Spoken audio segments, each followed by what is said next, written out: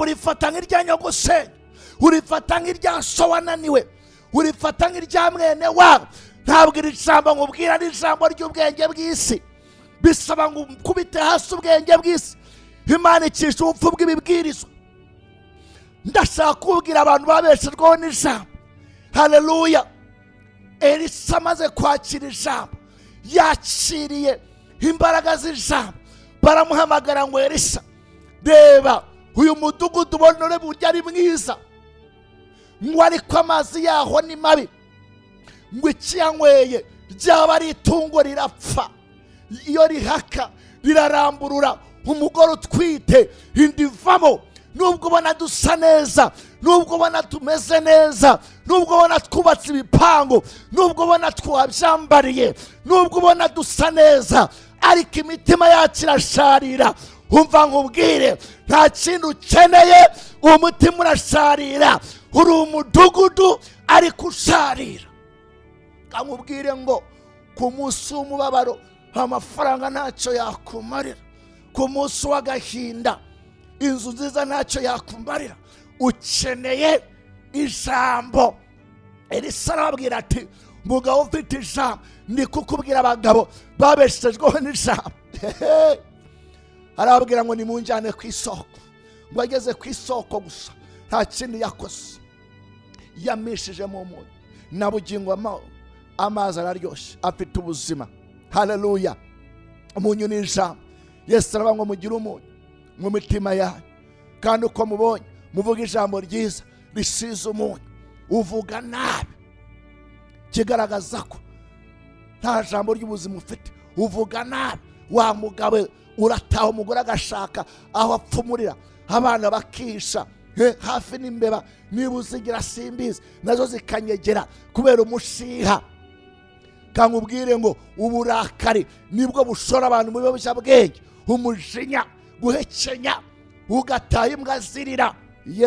Kankubwire urazinywa ugasinda, yego ukumva isi yose ni yawe, ariko zagushiramo ukicuza ayo wanywereye, dayimoni bakakuzura. Cyo ni ikimenyetso kigaragara ko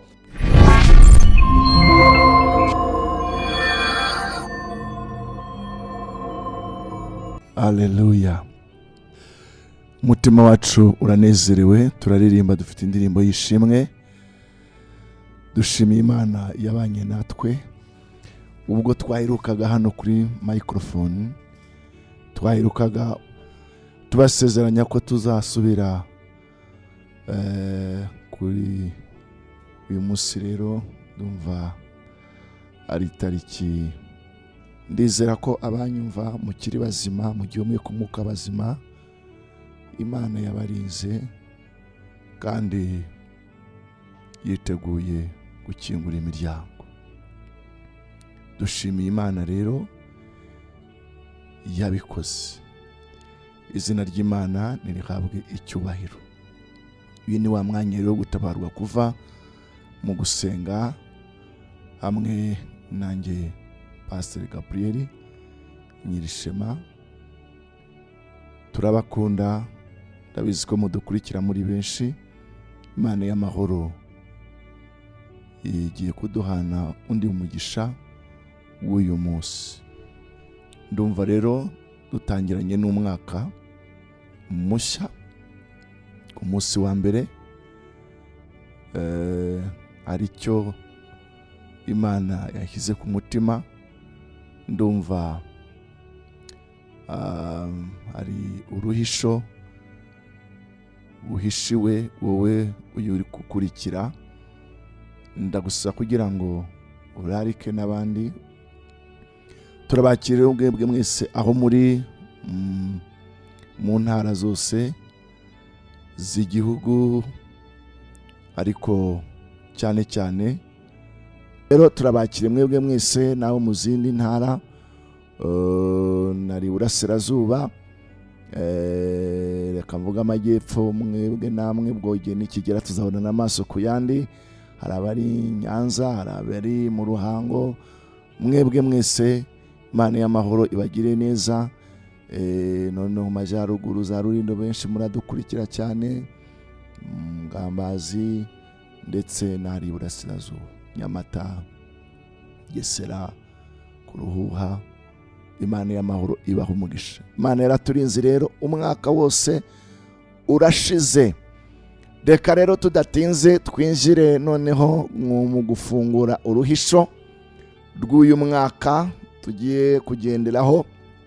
Imana y'amahoro niduhe umugisha. Reka twihute tudatinze mu gitabo cy'Itangiriro, aho ibintu byose bitangirira, igice cya 27 umurongo waho wa 40. Itangiriro 27 umurongo wa 40 haravuze ngo, inkota yawe nizakubeshaho kandi uzakura murumuna wawe, kandi nugoma uzikuraho uburetwa yagushyizeho. Ndasubiramo, inkota yawe nizakubeshaho kandi uzakura murumuna wawe, kandi nugoma uzikuraho uburetwa yagushyizeho. Reka marire ibyanditswe rimwe, byakozwe n'intumwa igice cya nyuma, igice cya nyuma ni 28 nyine umurongo waho wa 7. Mirongo ndiho ndasoma ni mirongo y'ubuhanuzi, somye 27 umurongo wa 40, none ngiye gusoma umurongo wa 7 bica 28 mu byakoze n'intumwa. Haravuze ngo, bugufi bw'aho hantu hari igikingi cy'umutware witwaga Publiyo, aratwakira aratuzimanira neza iminsi 3.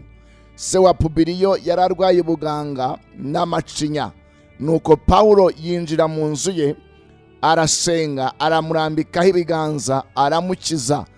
Ibyo bibaye, abandi barwayi bari mu kirwa baherako nabo baraza, arabakiza. Baduha icyubahiro cyinshi, kandi tugiye gusuka cyangwa se tugiye kwambuka, bashyira ibyo twari dukennye byose mu nkuge yacu. Imana ishimwe cyane. Haleluya. Reka senga Imana. Se umwami wacu Yesu Kristo, ndagushimiye kubw'ineza yawe n'imbabazi zawe, washimye kuntoranya ukangabira umurimo wawe. Mwami Imana nshima, iki ni igihe cyo kugira ngo izina ryawe ryubahirizwe. Mu izina rya Kristo umwami wacu, ndagusabye ubuntu bwawe kugira ngo bongere ubunsazeho. Ngusabye amavuta, ngusabye imbaraga z'umwuka wera. Mana ujye unkoresha. Sengeye imitima ikunkurikira yose kugira ngo ufungure amaso yabo abashe kubona.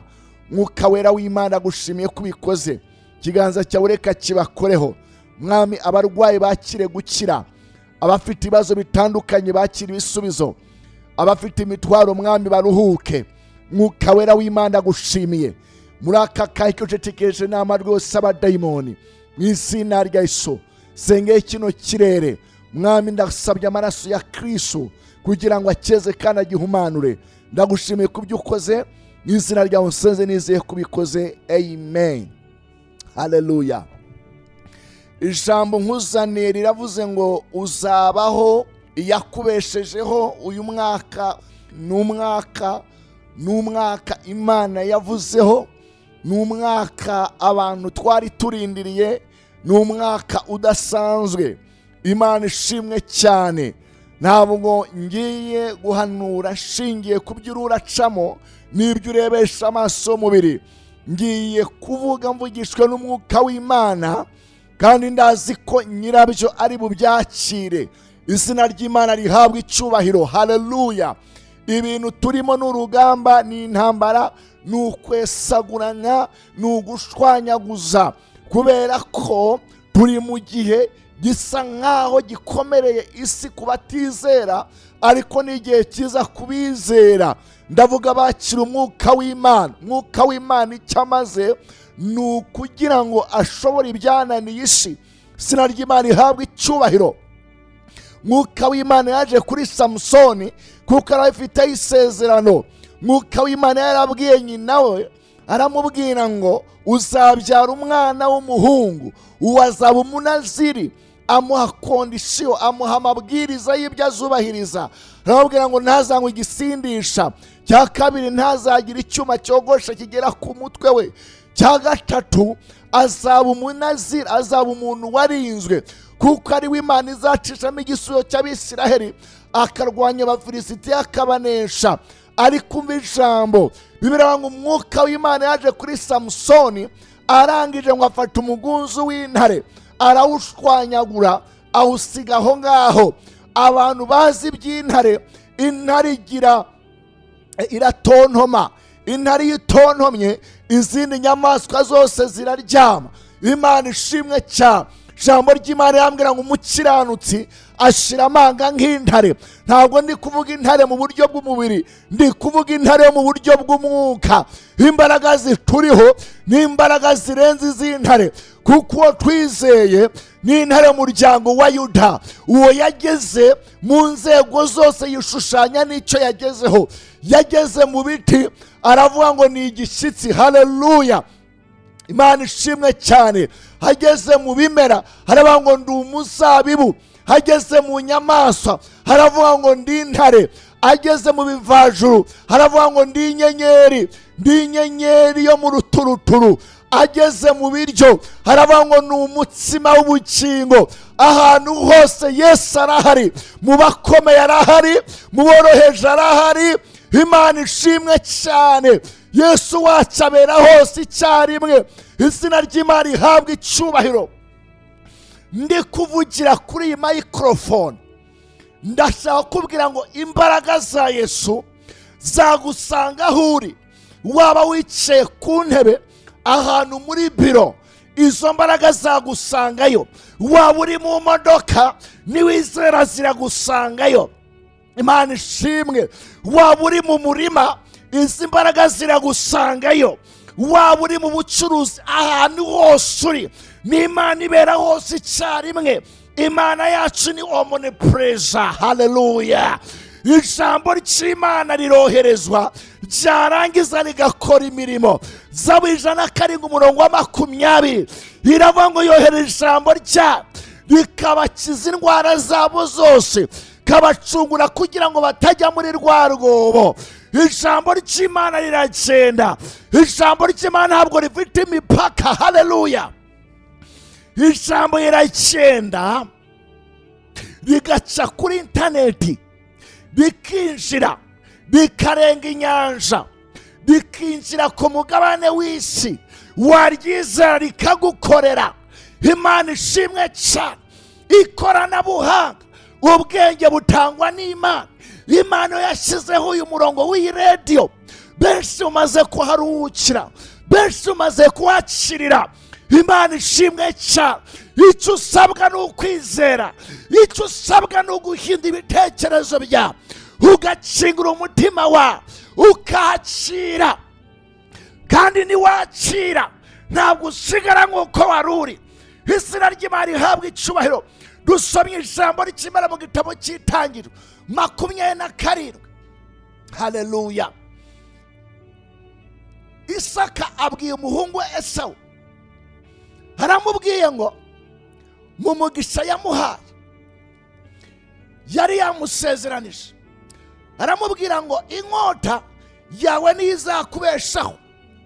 Haleluya. Inkota mu buryo bw'umwuka, ntabwo iyo mvuga ijambo ry'Imana mvuga logos, mvuga rema. Rema ni icy'umwuka, ariko logos ni icyanditswe, ni wino.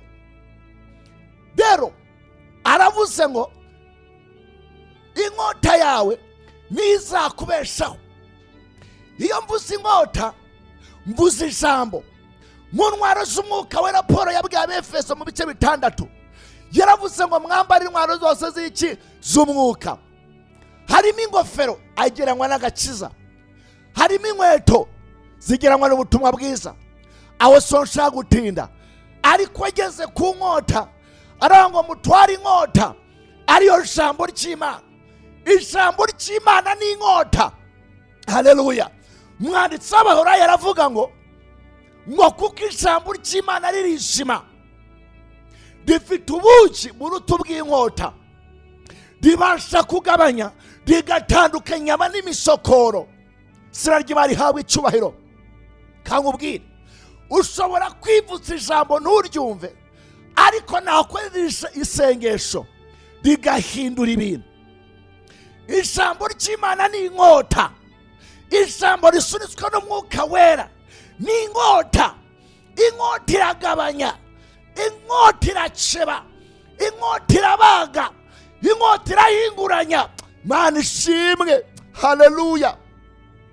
Inkota ni ijambo, ijambo rifite ububasha, ijambo niryo ryaremye isi, ijambo niryo ridutunze, ijambo niryo ritubeshaho. Haleluya. Kamubwire wa mugabo niba uri kunyumva, uwo mugore wawe wamubonye kubw'ijambo wamubwiye. Ijambo ugomba kuriha agaciro. Ye muntu uri kunyumva, ijambo nuryizera rirahindura, rirarema, rirakora. Haleluya. Ijambo ni rizima, ijambo rireza, ijambo riratunganya, ijambo rirarema. Ijambo, ufite ijambo ibintu birahinduka. Niyo yivugiye ngo ijambo ryanjye niba murigwiriye munsabe icyo mushaka muzagihabwa. Yosuwa nayo iramubwira ngo ibiri muri iki gitabo cy'amategeko ntukare kubihemisha akanwa ka, jya ubitekeza ku manywa na nijoro, nibwo uzahirwa mu byo ukora. Ni wowe nzatuma abangaba urangaje imbere bazungura igihugu narahiye ba sogokuruza. Iyo ufite ijambo uzabera umugisha benshi, iyo ufite ijambo uzahindura ibyananiranye. Haleluya. Ijambo bigeze kuri Dawidi, haravuga ngo ijambo ryawe naribikiye umutima wanjye kugira ngo ntagucumuraho. Harongera arasunika ijambo, haravuga ngo ijambo ryawe ni itabaza ry'ibirenge bya. Ijambo riramurika, ijambo riracumita, ijambo rirabaga, ijambo rirayobora. Ijambo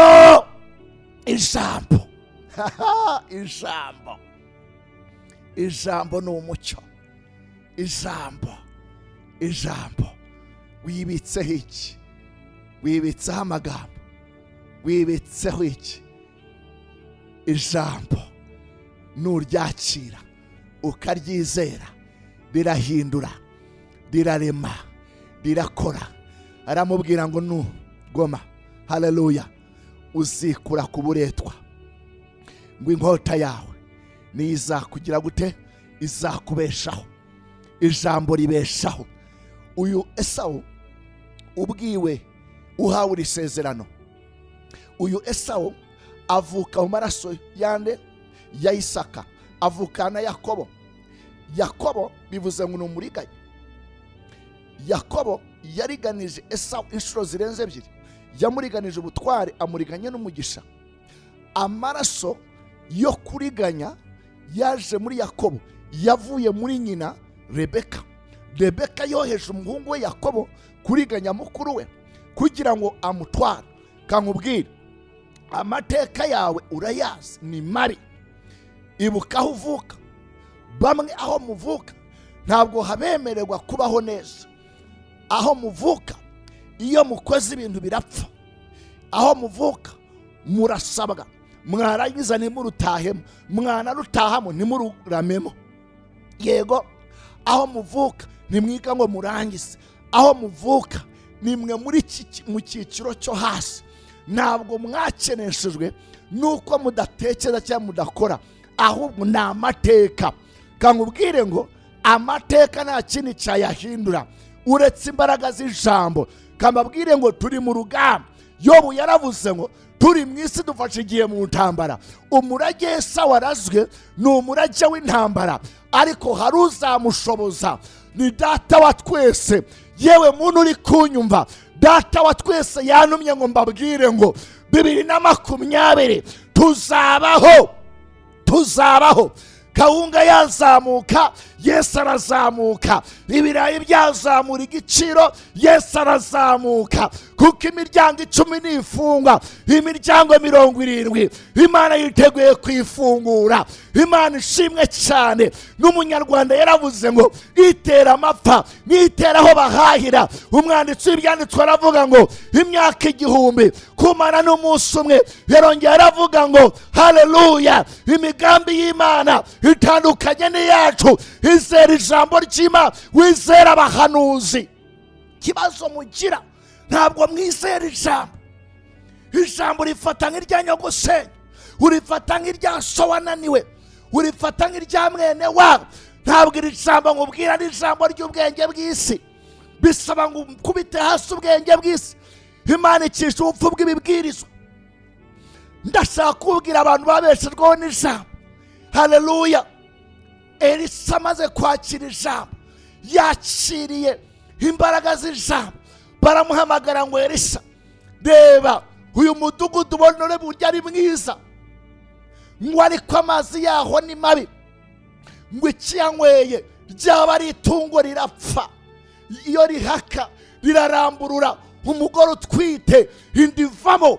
Nubwo ubona dusa neza, nubwo ubona tumeze neza, nubwo ubona twubatse ibipangu, nubwo ubona twabyambariye, nubwo ubona dusa neza, ariko imitima yacu irasharira. Umva nkubwire, nta kintu ukeneye, umutima urasharira. Uri umudugudu ariko usharira. Nkubwire ngo ku munsi w'umubabaro amafaranga ntacyo yakumarira, ku munsi w'agahinda inzu nziza ntacyo yakumbarira. Ukeneye ijambo. Elisa arababwira ati, mugabo ufite ijambo, ni kukubwira abagabo babeshejweho n'ijambo. Arababwira ngo nimunjyane ku isoko. Ngo ageze ku isoko gusa nta kindi yakoze, yamishijemo umunyu na bugingo amazi araryoshye, afite ubuzima. Haleluya. Umunyu ni ijambo. Yesu aravuga ngo mugire umunyu mu mitima yanyu, kandi uko mubonye muvuga ijambo ryiza risize umunyu. Uvuga nabi kigaragaza ko nta jambo ry'ubuzima ufite. Uvuga nabi, wa mugabo urataha umugore agashaka aho apfumurira, abana bakisha hafi n'imbeba, niba uzigira simbizi nazo zikanyegera kubera umushiha. Kankubwire ngo uburakari nibwo bushora abantu mu biyobyabwenge, umujinya, guhekenya, ugataha imbwa zirira. Kankubwire urazinywa ugasinda, yego ukumva isi yose ni yawe, ariko zagushiramo ukicuza ayo wanywereye, dayimoni bakakuzura. Cyo ni ikimenyetso kigaragara ko washaririwe, nta wundi wagukiza. Kambabwire ntabwo njya mvuga ibintu numvise, mvuga ibintu nabayemo. Niba uno munsi mbasha kwabwira ijambo ry'Imana ku busa nkitanga, ndi umuvugabutumwa watanze ubuzima bwanje. Nuko nzeho Yesu yamvaye, nakoreye amafaranga, nakoreye isi, nagerageje byose bishoboka kugira ngo mbigereho, narabibonye ariko ntacyo byamariye. Nasanze ari ubusa, nta mahoro byampaye, nari mfite agahinda, nari umuntu mubi, nari umurakare, nta byiringiro nari mfite. Ndabwira Yesu wahuye nanjye, ndabwira imbaraga z'ijambo. Umva nkubwire, ntabwo amategeko yahindura umuntu, ntabwo inkoni zahindura umuntu, ariko ijambo ry'ubugingo rijya risanga umugabo w'igihangange, ryarangiza rikamuhindura, ryarangiza rikamukiza. Iyo mvuga Esawu wari umuhigi, haleluya, nawe uri umuhigi. Esawu yahigishaga imyambi n'amacumu n'imiheto, ariko uno munsi uri umuhigi. Iyo wagiye guhinga wagiye guhiga, iyo wagiye muri biro wagiye guhiga, iyo wagiye kwiga wagiye guhiga, wagiye mu bucuruzi wagiye guhiga. Guhiga bivuze ngo nukirukankana inyamaswa kugeza uyifata ari nzima cyangwa se yo hayishe, ukagira nawe icyo utahana, ukagira mwami nawe umuhigo wageza mu rugo, ugatunga abana, ugatunga umugore, ugatunga umuryango. Kankubwire ngo twese aho turi, kuva ku cyiciro cya 5 kugera ku cyambere, twese turi abahigi. Ariko mva nkubwire, ibyaduciye umutima ni byinshi. Esawu yaranyezwe. Kankubwire ngo warahize uranyagwa, waracuruje uranyagwa, warakoze uranyagwa. Esawu yatwawe umutware, atwarwa n'umugisha. Iyo mvuze Yakobo mvuze Satani, mvuze umuriganya. Satani ni umuriganya, yakwica umugabo aragupfakaza, yakwica umugore aragupfakaza. Kankubwire ngo Satani nta kintu kimwica uretse kwica no kurimbura. Ubu ndabivuze utangiye kwiburanya. Ese ushaka kuvuga ko umuntu wapfuye yishwe na Satani? None se umva, hari abantu Imana icyura ikabaruhura. kuko bagize icyo bakora muri iyi si. None se urapfa uri umusore n'Imana igucyuye? Ntabwo tuzapfa, tuzarama kugira ngo twamamaze imirimo y'Uwiteka. Mana ishimwe. Mugabo w'Imana yanditse ku gitabo kivuga ngo ni izihe mpamvu ngo ni guki abagabo bapfa vuba. Kimwe, bicwa n'ubukene, stress, ibibazo, ugatunga biwawe umugore, ugatunga biwawe, umuryango wose ukakureba, noneho abo utunze mu rugo, noneho kubera ko mwese mufite gahunda yo kujya ku kazi, kujya guhiga mwese umwe akajya muri dushe, murajyamo mwese, urajyanamo n'umwana se, mugategereza uko winuba kuko bayigutanzemo kandi ugomba kugenda. Ni nako n'imyaka igabanuka. Ubwo urya nabi utabona ibiguhagije niko imyaka igabanuka. Ariko umva nkubwire, nubwo Yakobo yakuriganije, hari imbaraga iravuze ngo ijambo ryawe, ijambo Imana igushyizemo, ijambo nikohereza rigiye kukubeshaho, inkota yawe nizakubeshaho. Mana ishimwe. Aha Yesu yarazanye umuhigo yawutetse, asanga murumuna we yagize gute, yatwaye umugisha, yatwaye ubutware, kuko nyina na murumuna we bari bamupangiye. Kankubwire ngo dayimoni baragupangiye, ariko umva nkubwire, nubwo bagupangiye 19 2020 hari ibyiringiro. Haleluya. hari andi mahirwe. Haleluya. Inkota izakubeshaho niwizera ijambo ry'Imana, rigiye kukubeshaho kandi rigiye kukubeshaho neza. Mana ishimwe. Elisa ryamubeshejeho. Ijambo rya kabiri haravuze ngo kandi uzakora murumuna wawe. Nta muntu n'umwe ukunda gukorera abandi. Twese tuba twumva twagira gute, twagira bari munsi yacu, dutwara, dutegeka. Niko Imana yaremye umuntu, yarabwiye ngo imenyeze muri giti muki mu ingobyi ya Edeni, atwara ategeke. Mwibuka Adamu wa mbere yabyise amazina. Kankubwire ngo uri umutwara, ntabwo uri umucakara, ntabwo uri imbata. Petero avuze ngo ni mu buryo mwibature. Esawu ahawe umurage wo kuzatwarwa na murumuna we, amutwarisha uburetwa. Kankubwire ngo kurya ibyo udashaka ni uburetwa, kwambara ibyo udashaka ni uburetwa, kuba udashaka ni uburetwa. Ndagusaba ngo urakare, ndagusaba ngo urye karungu, urye umujinya, urakare abadayimoni. Ntabwo umugambi w'Imana ari uko abana bawe babura school fees, babura minivare yo kujya kwigishwa. Ntabwo umugambi w'Imana ari uko uburaho kuba. Ntabwo umugambi w'Imana ari uko mu manegeka. Reka nkubwire, ibibazo wabibamo, ariko ntabwo umugambi w'Imana ari uko biramiramo. Oya, kigeragezo cyaba, kigeragezo ni ishuri, ariko ntabwo gahunda y'Imana ari uko tukiramiramo. Namubwira ngo nugoma, kugoma, umva, nukwigomeka. Ntabwo mvuze kwigomeka kuri, nukwigomeka ku badayimoni, ukarwana intambara nziza. Njyamo na dusenga turwana intambara, abantu bakarya iminwa, ukabona bashaka gusohora umwuka. Gomba kuvuga. Hari imbaraga mu magambo, hari imbaraga mu rurimi. Wibuke Paulo na Barinaba bageze ku irembo ry'Ilisutira, ngo hari umuntu wari ku irembo yararemaye, ngo abona ko afite kwizera. Baravuga ngo mu izina rya Yesu haguruka. Kwizera kuramuhagurutsa. Nubwo abapfumu n'abarozi bagiye gutambira ikigirwamana cya, batekereza ko aricyo kibahaye uwo muntu gukira, Paulo ngo na Barinaba bashishimura imyenda, barababwira ngo bantu, ntabwo ari twe tubikoze, si nizo mana mutambira, ahubwo ni Yesu Kristo ugize gute, umuhagurukije. Izina ry'Imana rihabwe icyubahiro. Ndase ng'Imana nibikora, nubwo mwabyitira amashuri, mukabyitira abapfumu bagiyemo, mukabyitira ubwenge, mukabyitira bene wanyu, ntacyo bitwaye. Je nzakomeza gushima Imana ko ari yabikoze. Wowe urabona ugeze uno munsi ukibaza ko ari imbaraga zawe, ni Imana, ni amasengesho. Igihe nazaga kuvuga ubutumwa bwiza, turi mu nzira, abazi imbere ya 12 hano hari station, habaye accident ya moto. None moto arakubitwa, ivi irashwanyagurika. muri ako kanya ko hari abantu imodoka zari inyuma zari zishoreranye zose eshatu zirahondaguranya. Numvise umuntu w'umudamu ataka nk'uruhinja kuki urupfu rwari rumusatiriye.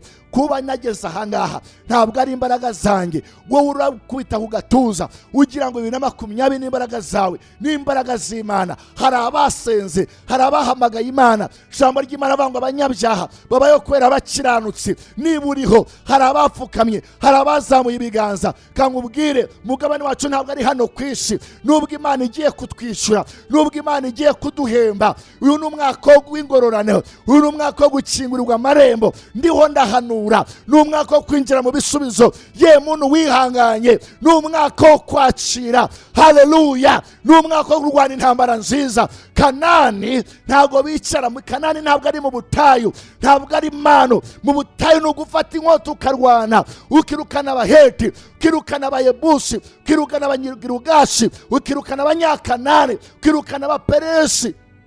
Warangiza ukinjira ukavoma ugakama amata yawe ukakira ubuki, kuko n'igihugu gitama amata n'ubuki. Mwakira imbaraga zigiye kubabeshaho. 2020 ni umwaka w'uburumbuke, ni umwaka wo kwakira, ni umwaka w'amashimwe, ni umwaka tugiye kwakira. Ndabyumva kandi ndabyizeye. Nugoma uzikura ku buretwa mukuru wawe yagushyizeho ijambo rya nyuma, kandi nugoma uzikura ku buretwa yagushyizeho. Bara uburetwa yagushyizeho. Izo zawe zimeze zite? Urota ibiki? Urota imbwa zikwirukankana, urota ubyuka uhangayitse. Uburetwa bukuraho n'ubuhe? Abandi bararya ibyo bashatse, wowe n'ibyo ufite ntabwo ubirya. Uburetwa bw'indwara z'abadayimoni bwarakwicaye, bwarakubwiye ngo jya urya ibi ngibi ntukabirye. Bwo ni uburetwa. Imyaka umaze ingahe?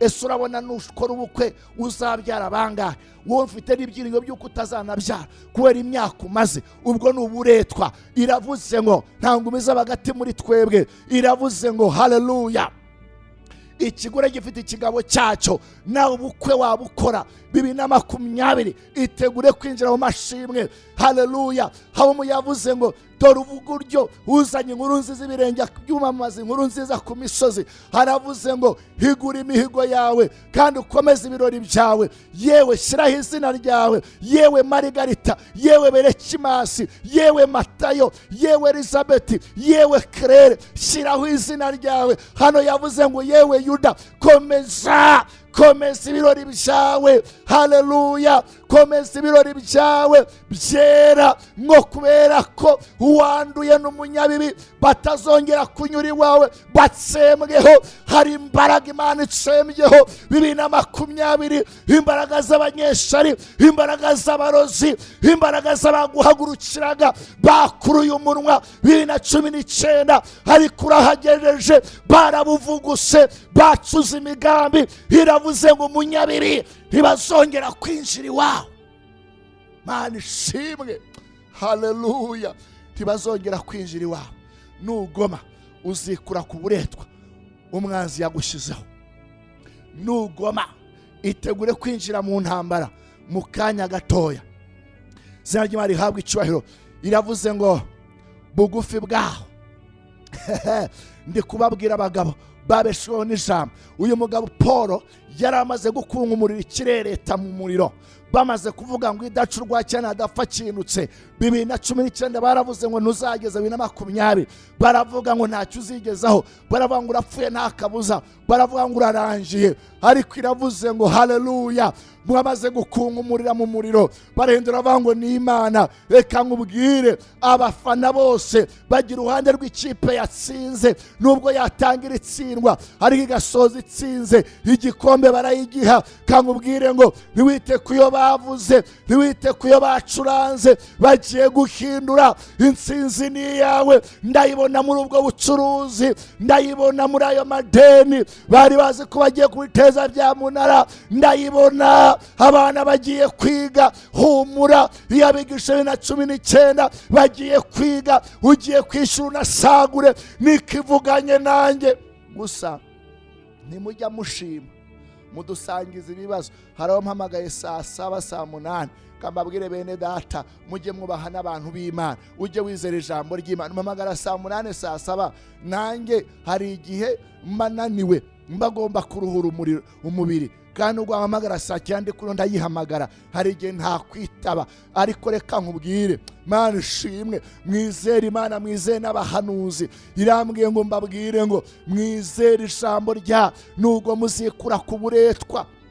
Pora amaze gukunkumuraho, barahindura bavuga ngo ni Imana.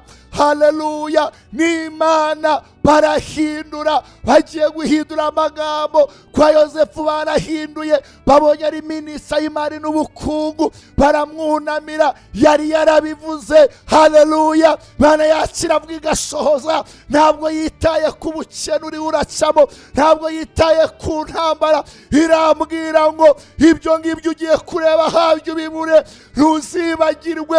Yewe muntu, ntuzibagirwe, irabishohoje. Tayazirimande, tayazarakuriya ziririmando. Hari imigozi icagaguritse, ikiziriko cyakuzirikaga 2019, marayika afashe inkota aragiciye. Nawe ugiye kwinjira mu munezero, nawe ugiye kwinjira mu mashimwe. Haleluya. Kiziriko cy'ubusizi, kiziriko cy'ubusambanyi, kiziriko cy'ubutindi bwakokamye, hari imbaraga zikikataguye. Niwizera ijambo, ugiye kunezerwa, ugiye kuba mu mahoro. Higura imihigo yawe. Haleluya. Ibirori byawe byera bikomeze. Umunyabibi, umunyagisuzuguro, umurozi, umwanzi, ubakurura umunwa, ntibazongera kunyura iwawe. Imana ihashyize urubibi rukomeye cyane. Umwanzi ntazagushobora, nanabigerageza azagwa imbere yawe. N'inama bagerageza, Imana yazitatanije, niko ivuganye nanjye. Imana ishimwe cyane. Ngiye kubasengera ngo amaze gukunkumura icyo kirereta mu muriro, ngo bugufi bwaho ngaho bw'icyo gikingi, ngo hari umutware witwaga Pubiriyo, ngo yari arwaye ubuganga n'amacinya. Bamubwira ibya Polo bati ngwino wowe ukora ibintu bidasanzwe, zo mbaraga ntizisanzwe. Kankubwire ngo ijambo rizakubeshaho, imbaraga z'umwuka zizakubeshaho. Mbayeho neza, mbayeho muri umujyi wa Kigali, ntabwo nsaba. Imana yampaye umugisha, yaguye imbago zanjye. Nibyo itarakora 2020 igiye kubikora. Nta handi biva, ni muri izi mbaraga z'ijambo, ni muri izi mbaraga z'umwuka wera. Ngo abahageze bamwakira neza. Kankubwire umuntu uri kunyumva, mbere ko wakira ibitangaza, hagacira amavuta y'abakozi b'Imana. Banza ububahe, banza ubafate neza. Imana ishimwe. Kuva mu itanyo mu byahishuwe, abantu b'Imana bakiriwe neza. Basize ibintu byahindutse. Kwa Aburahamu barababagiye, basiga ibintu byahindutse. Elisa umushunemukazi yaramwakiriye, asiga ibintu byahindutse. Turi abantu badasanzwe, turi abantu bagiriwe icyizere. Ngiye gusenga Imana, ngo amaze kumusengera, ngo bazana abandi barwayi, ngo ariko bugufi bw'icyo gikingi. Kankubwire ngo aho ugiriye ikibazo, igisubizo ntabwo kiri kure, kiri hafi yawe. Wibuka Aburahamu atanga umwana we w'inikinege Isaka, ngo bugufi bwe hari igihuru cyarimo imfizi y'intama ifite amahembe. Ngo agiye kubona, agiye kumutera umushyo w'inkota. Ngo arangije yumva imubwira ngo Aburahamu, ngo mbonye yuko unkunda, dore ngiri imfizi y'intama bari yuntambira. Reka mbabwire ngo niwe yise ku musozi Moriya, aravuga ngo ku musozi w'Iteka kizabonwa. Imana ni Jehova Jaire. Kankubwire ngo nukora ubushake bw'Imana, n'iki Imana iri kukubwira. Irakubwira ngo gira imirimo myiza. Ndakubwiza ukuri, kora neza. Nta kimana yabuze, kora ibikwiriye. Imana ikora ibyo abantu batategezaga kukwiriye. Niko ivuganye nanjye. Inkota yawe izakubeshaho, inkota yawe izaguhuza n'abakomeye. Buri mutsinzi wese abakomeye baramushaka, ariko wananiwe na rubanda rugufi ntirwamunyweraho n'amazi. Nizeye ko inkota izambeshaho. Mwanzi yabishaka atabishaka, nzabaho. Urakoze Yesu, kubikoze. Kasenga Imana muri aka kanya, senga afite amadeni, reka ubishyurire, bazahagara imbere y'iteraniro n'imbere abagaragu bashima ku byo bakoze. Ndabitegetse mu izina rya Yesu. Senga abafite imbanyi batwite mu izina rya Yesu. Ndategeka abana konka neza, bazabyare neza mu izina rya Yesu. Bafite intambara mu mirimo mu izina rya Yesu. Ndatatanya imbaraga z'abanzi, reka bazabagarukire. Sengeye Mwami abanyabyaha bari barambiwe, bari bihebye, wabari ibyaha byabo. Urakoze Uwiteka Imana Nyiringabo, cyose ni icyawe mu izina rya Yesu. Nizeye amen. Shalom, shalom, shalom. Imana y'amahoro ibaha umugisha. Amen.